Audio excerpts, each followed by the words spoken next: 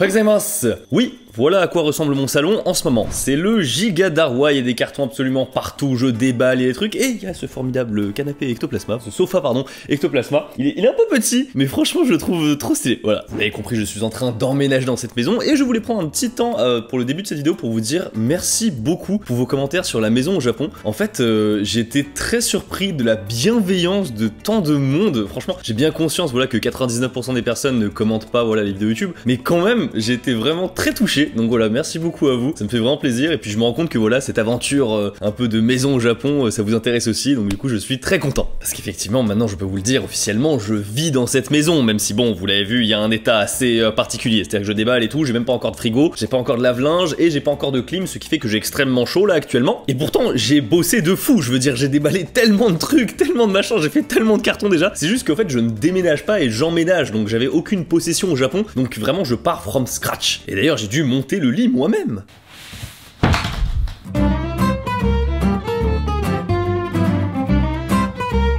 Eh bien, mesdames et messieurs, c'est accompli. Allez, à une main. Voilà. Oh, le repos du guerrier là. Oh, ça fait du bien. En vrai, bilan, je vous dirais ce bilan progressif, voilà, avec plusieurs nuitées dans ce lit-là. Pour un truc payé 360 balles sur Amazon, je trouve ça ouf, hein, je trouve ça plutôt pas mal. Tu vois, le truc il est solide, enfin... On entend les lattes, j'avoue on entend les lattes. Ça reste un lit Amazon mesdames et messieurs, voilà. Bon allez, suite. Et c'est vraiment étrange comme sensation parce que même si j'ai déjà vécu plusieurs années au Japon, là j'ai un sentiment vraiment différent de vivre ici. Vraiment d'avoir un peu une vie, la vie du quotidien ici alors que je vivais quotidiennement aussi avant. Mais voilà, là j'ai vraiment un sentiment étrange, je suis très content, voilà ça me rend très joyeux. Cependant, il y a aussi des galères. Et c'est de ça dont on va parler aujourd'hui. Je vais compenser bien sûr avec des bonnes histoires, mais il y a des trucs, j'ai envie de me battre.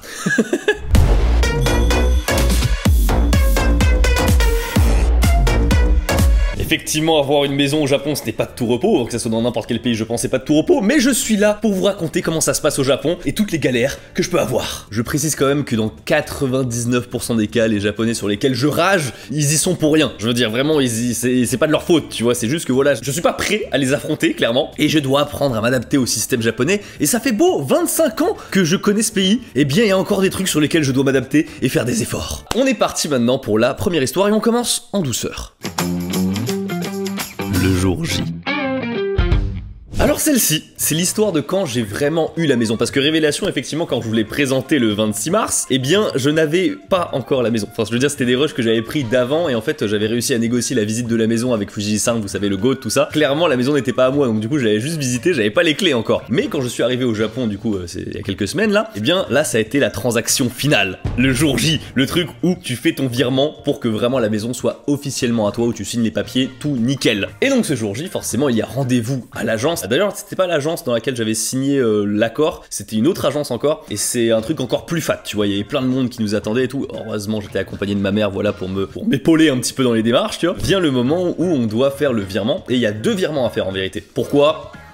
Je crois qu'il y a des histoires d'hypothèque et tout, je suis pas trop au courant, mais voilà. Il y a des histoires, ça me concerne pas, mais il y avait 2 virements à faire. Et du coup, pour faire ça, on va à la banque. Et vous le savez, la banque au Japon, pour moi, c'est un peu... C'est pas un endroit que j'affectionne particulièrement. Non, en fait, c'est parce que la banque au Japon, je pense que c'est le truc le plus représentatif de tout l'archaïsme qu'il peut y avoir dans ce pays. Et c'est pour ça que je suis quasiment allergique à la banque au Japon. Sachez d'ailleurs que, avec ma mère, on avait prévu le coup. On était allé à la banque, en fait, la veille pour déjà pré-shot toutes les démarches des 2 virements du jour J. Vous voyez le niveau de prévoyance. Tu arrives en disant, je vais faire un virement tout de suite. Non, demain. Mais faites en sorte que vous soyez OP, d'accord? On est ok?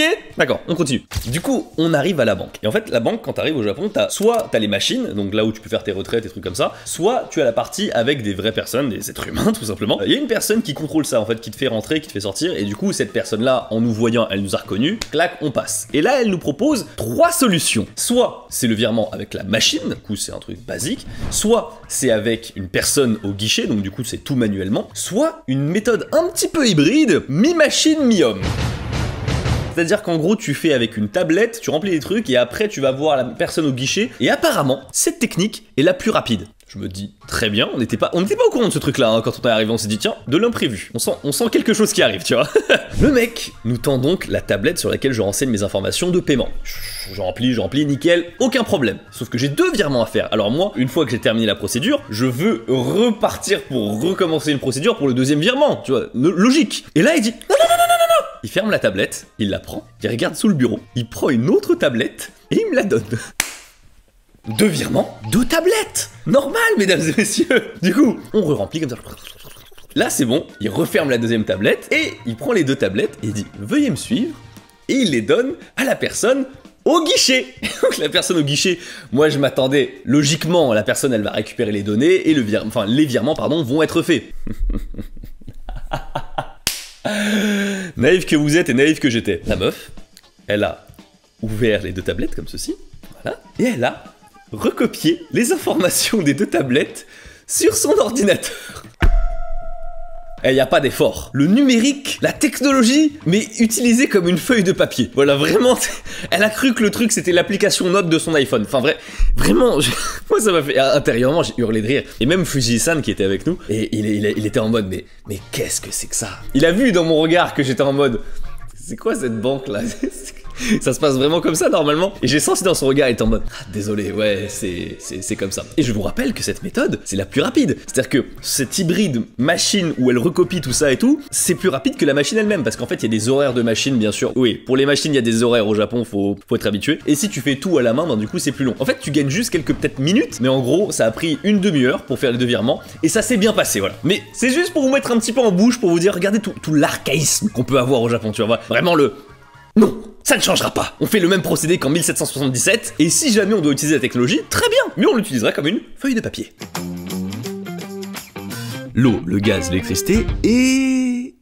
Le jour J est passé, et vraiment, tout se passe le même jour. C'est-à-dire que vraiment, j'ai récupéré la maison, j'arrive dans la maison, je suis content, mais vous savez, je suis encore trop dans... En plus, j'avais plein de soucis en tête à ce moment-là, donc du coup, j'arrive pas à réaliser réellement que c'est bon, là, je suis chez moi, c'est ma maison et tout. Bon, là, je réalise, quand je fous des cartons partout et que voilà, j'ai un sofa ectoplasma, oui, là, je réalise. Mais à ce moment-là, je réalisais pas encore, et je me suis dit, putain, le premier truc que je dois faire là, tout de suite, c'est l'eau, le gaz, l'électricité. Et au Japon, à votre avis, ça se passe comment? Est-ce que petit A, c'est une catastrophe, ou petit B, c'est une efficacité incroyable? Eh ben, mesdames et messieurs, contre toute attente, c'est une efficacité incroyable, et ça faut le dire, vraiment je trouve que c'est important de le noter, c'est que pour l'eau, le gaz et l'électricité, ça s'est passé en un seul coup de fin, je veux dire en 3 coups de fil. Pour l'eau, j'appelle, bonjour, terminé. L'électricité, bonjour, terminé. Juste besoin de donner le numéro du compteur et tout est réglé, enfin je veux dire, il y avait vraiment rien à faire juste avec un coup de fil. Pour le gaz, il y a juste une personne qui est venue, parce que voilà, faut démarrer le truc, il y a un truc manuel à faire, mais c'était super simple. J'étais ravi, j'étais en mode putain, c'est trop simple et tout, mais en fait, voilà, il y a eu un peu de difficulté au début, mais maintenant, je vais être à l'aise. Vous savez, la base, c'est l'eau, le gaz, l'électricité. Et pour moi, il y en a une qui est limite plus importante que le gaz ou l'eau, j'ai envie de dire. C'est Internet. Internet. La connexion. Le Japon, le pays de la technologie. Mais pas trop. Bon, vous avez compris maintenant que c'était pas trop la technologie, mais pour avoir une connexion internet, heureusement, Ted et Akiko m'avaient coaché, encore une fois, les GOAT, bien sûr, vraiment, ils m'ont assuré plein de choses, hein, clairement, parce qu'en fait, il y avait une nécessité qu'ils s'y prennent à l'avance avant que j'arrive, parce que pour avoir internet, une connexion fibre classique au Japon en ce moment, c'est 9 semaines d'attente. 9 semaines. Comment je travaille, je fais comment. En fait, il y a une pénurie de fibres optiques au Japon. Voilà. Je suis un peu mauvaise langue parce que, en fait, ils te laissent pas dans la merde en fait pendant des semaines et des semaines. Ce qu'ils vont faire, c'est qu'ils vont t'installer une box avec l'ADSL classique et après, ils te mettront la fibre. Donc c'est ce qui s'est passé pour moi. Et quand même, ça a pris 3 semaines. Hein. Et attendez. Les 9 semaines d'attente et tout, la pénurie, tout ça, c'est une chose, mais c'est pas fini. Il faut forcément, vu que c'est une nouvelle maison, faire un trou, tirer le câble et brancher tout simplement pour avoir internet et avoir la box. Pour ces 3 tâches, eh bien au Japon, comment ça se passe? Il faut 3 rendez-vous. Il faut un mec qui fait le trou, un mec qui tire le câble et un mec qui branche le câble. Je vous jure, j'en rigole aujourd'hui, mais je trouve ça tellement délirant, enfin, c'est n'importe quoi. Ça peut pas être le même mec, Ils ont pas les mêmes niveaux de compétences, c'est pas possible. Du coup, il faut vraiment qu'il y ait 3 mecs différents, c'est important. Alors j'appelle l'entreprise dans laquelle je veux souscrire à un abonnement, et j'arrive à avoir rendez-vous pour le mec qui creuse le trou. Ok, j'attends le mec il dit qu'il arrive le 12, ok, très bien, le 12, oh, t'arrives à quelle heure? Entre 8h et 20h, bon, très bien, je vais me faire enculer, très bien, c'est ce que ça veut dire? Oui, tu vas te faire enculer, très bien, j'ai compris. et en gros, le mec, je l'attends. Je l'attends. Et il ne vient pas. Sauf que là, on peut se dire, non mais c'est pas grave, tu peux juste faire un autre rendez-vous, Louis, c'est juste une journée de perdu. Non mais on s'en fout. Le problème, c'est que le lendemain, il y a le monsieur qui tire le câble qui vient. Et il y a le monsieur qui branche le câble aussi qui vient. Et s'il y a pas de trou, ils vont pas pouvoir bosser. Et s'ils arrivent alors qu'ils peuvent pas bosser, je vais me faire facturer du déplacement. Et ça, je t'avoue, j'ai pas trop envie en fait. Du coup, j'appelle l'entreprise, je dis, ouais, qu'est-ce qui branle là? Pourquoi vous êtes pas là? Qu'est-ce que vous faites? Oh, bah en fait, on a jugé que c'était pas nécessaire. Comment ça, pas nécessaire? Je veux dire, comment, s'il y a pas de trou, comment vous passez le câble? Il dit, non mais vous inquiétez pas, on va s'arranger et tout. Et j'étais en mode, on va s'arranger comment? Moi je veux internet, hein. Je veux internet tout de suite, moi, dans ma maison. Ils arrivent à me convaincre que tout va bien se passer, du coup j'attends le lendemain, et le lendemain, effectivement, qu'est-ce qui s'est passé? J'avoue, là, ils ont eu un éclair de génie incroyable. Le mec qui tire le câble et le mec qui branche le câble, ils sont arrivés tous les trois en même temps. Quel bonheur! Quel bonheur! Bien sûr, oui! Ils sont arrivés en même temps. Le mec, il a fait le trou. L'autre gars, il a lancé le câble, il a tiré le câble. Clac! De l'autre côté, il l'a réceptionné. Pam! Il l'a branché. Internet. En 30 minutes. Ah vraiment, ça a été un bonheur et tout. En plus, la connexion n'est pas si dégueu, donc je suis plutôt content. Tout n'était pas exemple de problème non plus, parce qu'en fait, genre quand j'ai souscrit à l'abonnement, il y a une histoire de cashback où tu peux récupérer direct les sous, tout ça. Et comme mon téléphone n'est pas sur l'Apple Store, entre guillemets, japonais, et bien du coup, je ne peux pas posséder cette application. Mais en fait, l'application, c'est juste un truc qui redirige sur le site. Et du coup, j'ai voulu copier l'URL du site, mais il voulait pas que je recopie l'URL du site. Du coup, j'ai dit, bon, j'ai internet. Je vais pas râler, il y a d'autres histoires de cashback machin et tout, mais tant pis. Voilà. Du coup, je voulais vous raconter comme ça. Parfois, ça se passe bien. Il y a des hauts et des bas, mais ça se passe bien. L'eau, le gaz, l'électricité, franchement, au Japon, c'est super facile. Et Internet, voilà, faut juste s'y prendre à l'avance parce qu'en ce moment, il y a des pénuries, mais sinon, ça va. Ah oui, juste un truc par contre. Comment c'est cher. Là, mon abonnement, là, pour la fibre basique, je paye 70 balles. Et ce qui est bien, c'est qu'avec ce prix, je vais pouvoir faire la transition avec l'histoire suivante, c'est la création d'un compte bancaire. Parce qu'effectivement, pour souscrire à l'eau, le gaz, l'électricité et Internet, j'ai besoin d'un compte bancaire qui est débité. C'est moi. Alors, j'avais déjà un compte bancaire au Japon, mais c'est juste que c'est un compte un peu particulier qui avait été créé à ma naissance. Et en gros, je peux pas être débité dessus. C'est-à-dire, je peux faire des virements, mais je peux pas être débité dessus. Du coup, en fait, c'est un peu emmerdant, voilà. Et du coup, j'ai dû créer un autre compte. Et pour créer cet autre compte, vraiment, ça s'est bien passé et tout. Je déconne! J'ai le Lincoln, le tampon, j'ai mon passeport, et je me dis c'est bon. On a appelé, en fait, on m'a demandé, ouais, juste avec ça, est-ce que c'est bon pour créer le compte? Ils ont dit, pas de problème, mon pote. C'est eux qui se sont déplacés jusqu'à ici, Japon, en fait, pour créer la création du compte. Et là, ils arrivent, je leur donne mon passeport, je leur dis le Lincoln, je l'ai, t'inquiète pas, frère. Et là, enfin, déjà, ils voient ma tête, ils se disent, oh putain, c'est un étranger, du coup, les passeports étrangers. Ah non, c'est bon, il a un passeport japonais. Il prend le passeport japonais, et là, je le vois, il fouille. Il fouille dans le passeport, mais il feuillette toutes les pages, tu vois, je suis en mode, mais frère, qu'est-ce que tu veux fouiller? Il y a mon truc avec mon visage, qu'est-ce que tu veux de plus? En fait, on a un problème, monsieur Louis, c'est que il n'y a pas votre adresse sur le passeport. Bah oui, il n'y a pas l'adresse, enfin je veux dire, il n'y a pas l'adresse, mais c'est le format, je veux dire, c'est un format où il n'y a pas l'adresse. Ah non, mais en fait, avec les nouveaux passeports, il n'y a pas l'adresse, mais on a besoin d'une attestation comme quoi vous habitez bien quelque part. Et donc du coup, on peut pas créer votre compte. Effectivement, il faut avoir une attestation de domiciliation ou quelque chose qui atteste de ton adresse au Japon. Ça paraît logique, franchement, ma faute. Et le fait est que vu que je viens de déménager, vous le voyez venir, je n'ai pas cette attestation de domiciliation de ma nouvelle maison. Pour être franc totalement, j'avais la nouvelle, mais que scannée, et que sous photo en fait. Et bien sûr, au Japon, ils acceptent pas si c'est pas les originaux, tout ça. D'ailleurs, j'ai découvert en fait que tu pouvais faire autant d'originaux que tu veux en fait à la mairie. C'est juste qu'ils sont valables que 3 mois.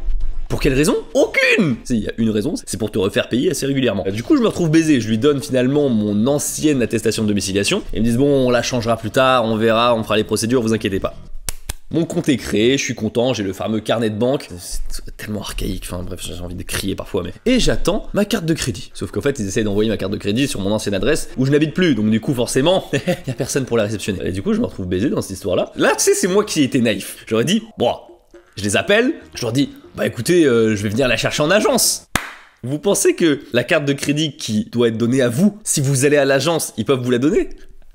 Bien sûr que non, voyons, bien sûr que non. Ils veulent être sûrs que ça soit toi qui la réceptionne, donc du coup, ils veulent un courrier recommandé où c'est toi qui signe le truc, tu vois. Mais par contre, si t'es en face du mec et que ça soit c'est bien toi avec ton passeport et tout qui réceptionne le truc, non, ça passe pas. Ah, j'ai crisé, ça m'a énervé. Écoutez, ça m'a énervé. Là, j'ai encore des appels. Et cette histoire n'est pas encore réglée. Hein. J'appelle, je le dis ouais machin et tout, et elle me dit alors vous pouvez finalement aller la récupérer, mais il faut aller dans une autre agence et tout, un autre endroit. Et je leur dis bah écoutez, envoyez-moi l'adresse par mail, tu vois. Ah, on n'a pas votre adresse mail. C'est faux. Je veux dire, j'ai rempli un document comme ça où il y a tous mes trucs. En plus, j'ai un compte entre guillemets internet chez eux. Pareil, mon compte internet, je peux pas l'activer. Bref, en vrai, j'ai plein de galères. Juste le truc truc qui m'énerve, c'est que c'est moi, bordel, donnez-moi mon truc. Et vous pensez que moi je rage beaucoup? Attendez. Vous savez, les chiens ne font pas des chats. Ma mère, avec la banque, moi, elle rage, mais tellement plus. Et on est parti pour une spéciale anecdote avec ma mère qui rage. C'est parti. Maman San, en colère. Ma mère est venue au Japon ces derniers temps et elle a un petit objectif, c'est de fermer un de ses comptes au Japon. Et donc elle va à la banque, elle arrive préparée. En fait elle est venue au Japon, en vérité ma mère, mais ma pauvre mère, elle a fait que des démarches administratives pendant tout le long. C'était renouvellement de permis, renouvellement de compte bancaire, destruction de compte bancaire, enfin bref, elle a fait que des trucs comme ça, c'était super chiant. Et elle arrive à la banque, tu vois déjà, prêt à en découdre, parce qu'elle veut faire un virement du coup de tout son compte, l'envoyer dans un autre compte et fermer son compte bancaire. Et la banque, ils sont en mode très bien, asseyez-vous. Il y a un peu d'attente, tu vois, c'est long, normal. Fermeture de compte, très bien madame, vous êtes déçue de nous? Non, pas particulièrement, c'est juste que j'ai envie de me barrer. Très bien, on a compris. Et ma mère, tu vois, c'est pas comme moi, elle arrive avec vraiment tous les documents du monde pour vraiment faire le truc, elle s'est renseignée sur internet, elle connaît tous les trucs. Et là, elle arrive, la personne en face d'elle lui dit « Ah, je vois que sur le compte, c'est un compte particulier où vous êtes domicilié en dehors du Japon. Dans ces conditions, pour faire un virement de votre compte bancaire japonais à un autre compte bancaire japonais, ce sera les frais d'un virement international. » Il va sans dire que les frais de virement internationaux sont 1 milliard de fois plus élevés que ceux de virements nationaux. Et là, ma mère, elle vrille. Elle dit « Mais je veux transférer de l'argent qui est au Japon? Au Japon! Comment tu me parles d'international, espèce de grosse conne !» Maman, ça m'est énervé. Et tu sais, elle s'énerve, mais ma mère, elle est consciencieuse. Elle lui dit à la personne en face, elle dit « C'est pas contre vous que je suis énervé, c'est pas contre vous, mais c'est à cause du système et tout. » Mais le problème, c'est qu'en fait, les Japonais, ils sont absolument insupportables dans ce genre de conditions. Ils te disent juste « Ah, c'est ma scène, ah, c'est ma scène, ah, c'est ma scène. » Mais ils essayent pas du tout de résoudre le problème. En fait, ils sont juste en mode « C'est écrit dans la règle, c'est comme ça, c'est terminé, enfin, tu seras condamné à faire comme ça. » Et on va juste tanker ton énervement, ta colère, mais on va juste faire « Ah, c'est ma scène. » Et je vous jure, ma mère, maintenant, elle est plus japonaise, elle est française maintenant. Et quand elle voit ce genre de comportement, ça l'énerve encore plus. Elle a envie de tabasser tout ce qui bouge. Elle est restée 2 heures comme ça pour qu'ils essayent de trouver une solution parce qu'elle a vraiment insisté. Et du coup, ils essaient de fouiller dans les archives, des trucs, des machins, et pour essayer de trouver une solution. Au bout de 2 heures, ils ont dit « On n'a aucune solution, madame. Faites-vous taxer de plus de 100 balles pour faire un virement national. » Ma mère a eu une très bonne question à ce moment-là, c'est qu'elle a posé la question aussi, c'est que si c'est un virement international, ok, ça veut dire que, ça suggère en tout cas, qu'il y a une destination dans laquelle ce serait un virement national, où il n'y a pas de frais. Dites-moi le pays dans lequel c'est un virement national. Là, forcément, ils sont confondus en excuses, tout le staff. Ma mère, au bout de 2 heures, elle lâche l'affaire. Elle dit ok, très bien. Tant pis, je vais me manger des frais à cause de votre connerie là. Très bien, mais je vais faire le virement international. Elle dit ok. Et là, la personne de l'accueil lui dit « Ah mais les virements internationaux, on les fait que le matin, et là c'est l'après-midi. » J'aurais aimé voir ma mère exploser. Elle est revenue le lendemain matin, 9h pétante à l'ouverture de la banque. Elle est là. Elle dit « Écoutez-moi bien, mon virement international, vous allez le faire. » Eh bien écoutez, ça a pris quand même 2 heures pour transférer de l'argent depuis le Japon au Japon. 2 heures de temps. Et ce qui était rigolo, c'est qu'en fait, c'était que jusqu'à 11h, en fait, les virements internationaux. Et elle est arrivée à l'ouverture de la banque à 9h, et elle a terminé pile poil à 9h, donc pile au moment où c'était terminé. Ah, hi, moshi. はい、ちょっとなんかこの1時間後で大丈夫ですか？今なんかちょっとこの仕事中で。Alors c'était un appel de la climatisation, voilà, qui me disait qu'il y avait eu un problème. Parce que oui, je vais vous raconter ça aussi. Ça aussi c'est rigolo. Attends, transition tout de suite, voilà. Allez, c'est parti. La clim. La clim, on y va avec Tev pour acheter des clims parce que forcément, voilà, c'est important au Japon. Du coup, on achète des clims et en plus, tu sais, on est vraiment 2 clients étrangers qui arrivent comme ça. Voilà, arrivé avec Tev ici présent sur le rayon climatiseur. Ça a duré un peu de temps, tu vois, forcément, parce qu'on a choisi, j'ai choisi aussi mon frigo, j'ai choisi aussi mon lave-linge, tu vois. J'ai tout acheté au même endroit. Et vient le moment de payer et de finaliser toute la transaction. Tev, il était préparé. Vous voyez la non-préparation du mec qui découvre des trucs au Japon? Voilà, c'est moi. On s'assoit pour régler les paiements et moi je suis avec ma carte bleue, je suis comme ça, je suis prêt à payer. Et la Tev il me dit non. Louis, qu'est-ce que tu fais là? T'as cru que ça allait se faire tout de suite là? Le mec, il a tapé sur son ordi pendant 2 heures. Vous avez l'impression que je rigole en disant c'est une expression, c'est 2 heures. Non.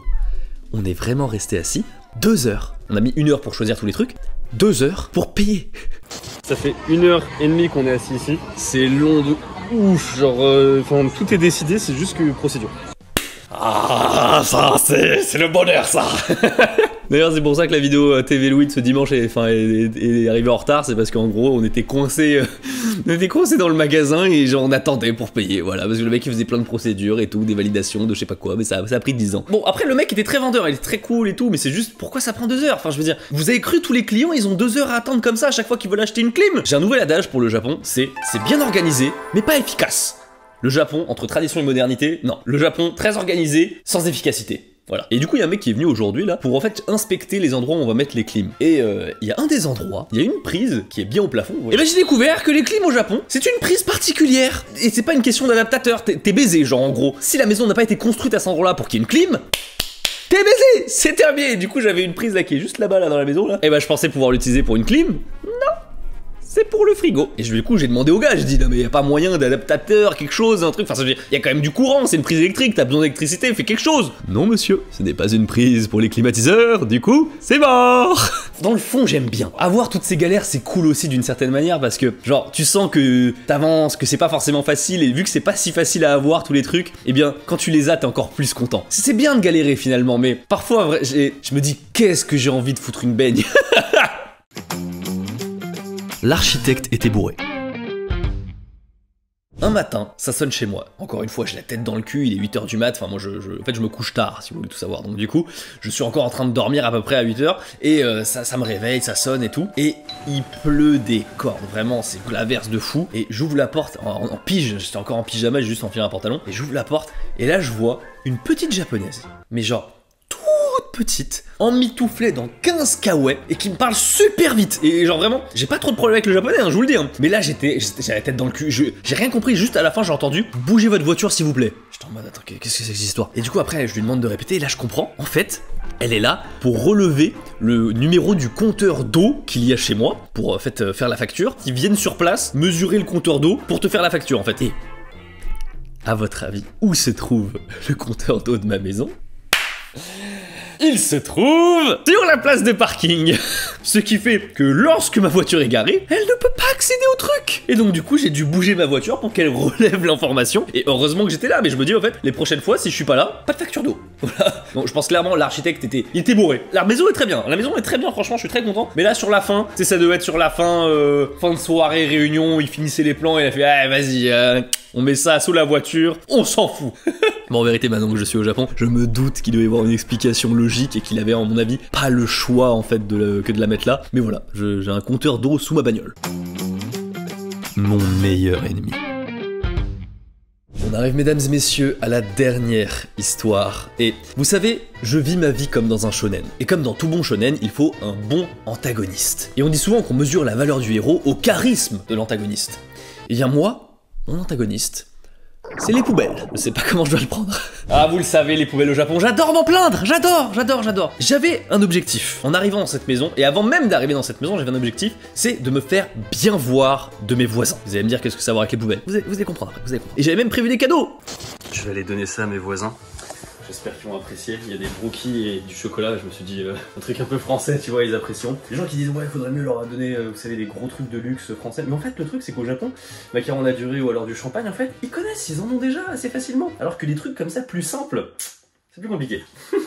Un peu de papy brossard et tout, ça fait plaisir. Les gâteaux, ils ont kiffé, ça s'est super bien passé. Ils m'ont même offert des trucs. J'étais en plein live, ils m'ont offert des trucs, des petites fournitures de cuisine et tout, c'était très sympa. Un matin, 8h du matin encore une fois, on adore en ce moment de me lever à 8h du matin. J'ai remarqué d'ailleurs les livreurs qui passent chez moi, c'est pas entre 8h et 20h en fait, c'est 8h ou 20h, voilà. Mon téléphone sonne, je décroche. Et là, c'est Fujii-san, mon agent immobilier qui m'appelle. Il me dit « Ah, Nakazawa-san, enfin, monsieur Louis, ça va pas du tout, enfin, il y a un problème, est-ce que c'est vous qui avez mis les poubelles devant aujourd'hui ?» Et je suis en mode est-ce que j'ai mis les poubelles? Oui, effectivement, j'ai mis plein de cartons parce que voilà, vous voyez, voilà, j'ai beaucoup de cartons actuellement chez moi et forcément je les ai tous tassés et tout, vous inquiétez pas, hein, je les ai pas mis comme ça, je les ai tassés, j'ai fait ce qu'il fallait, tout ça, et je les ai mis dehors, ça m'a pris du temps, enfin je veux dire, j'avais beaucoup de cartons, du coup j'ai mis pas mal de temps, et il me dit non, c'est pas le bon jour, et là je me dis oh la connerie, putain, oh non, et genre je me dis bon bah, je rapatrie tout, encore une fois il pleuvait, du coup voilà, je me retrouve en pyjama, sous la pluie, en tongs, à remettre du carton mouillé dans ma maison, le bonheur.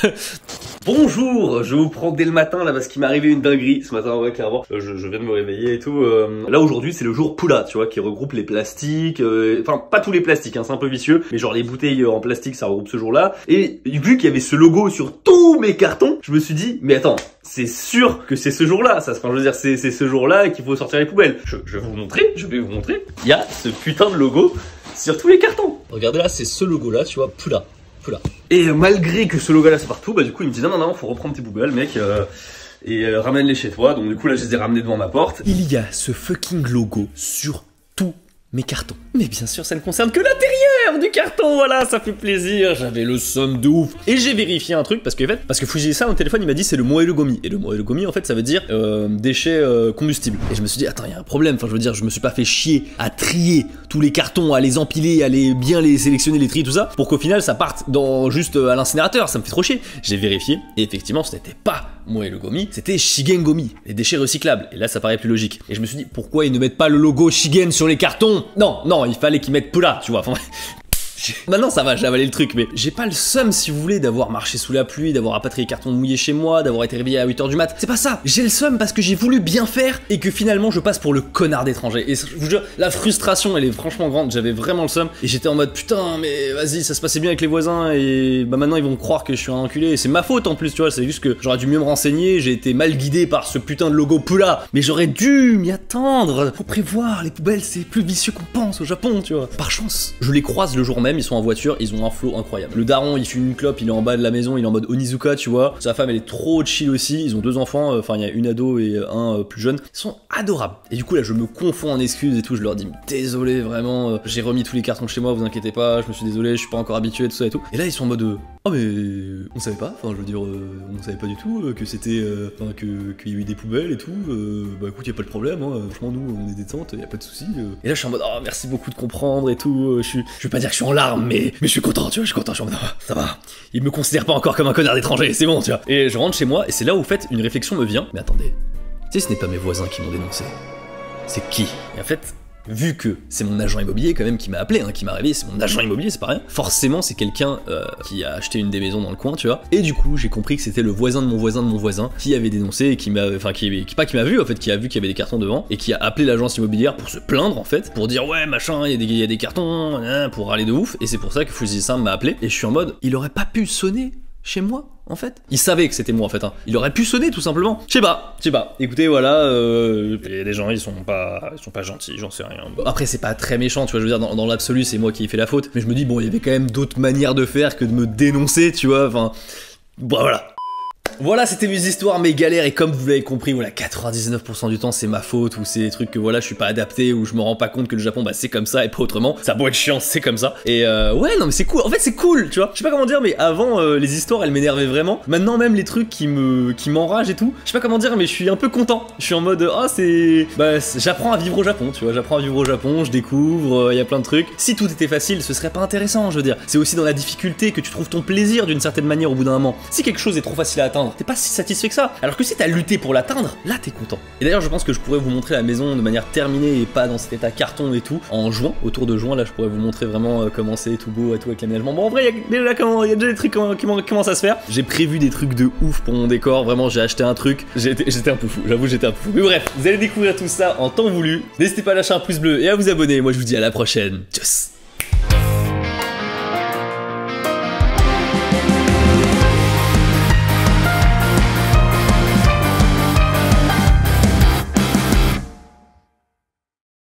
On est bien dans cette maison quand même.